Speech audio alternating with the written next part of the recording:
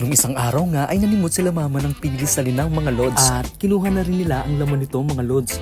Yun nga lang kung mapapansin nyo ay medyo durog ito kasi nga mahirap talaga magbukas nito at may tamang way ng pagbubukas para makuha ang laman. Ganun pa man, okay lang yan mga lods kasi nga pang sarili lang naman yan at hindi pa ninda. Sa mga hindi pa nakakaalam, ang pili dito sa Bicol ay talagang sikat na delicacy ng mga Bicolano. Kaya naman maraming mga parokyano ang bumibili nito dito sa Bicol para gawin nilang pasalubong sa kanilang mga mahal sa buhay. At madali nga lang naman itong lutuin mga lods kung makakabili ka ng fresh na bunga nito.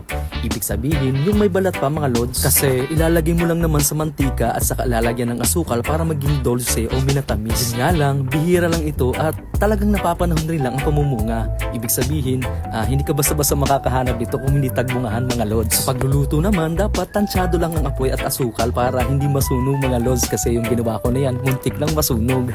Ikaw ba, nakatikim ka na ng pili nuts? At alam mo ba kung ano ito? Kung hindi pa, bahala ka dyan. Bye-bye!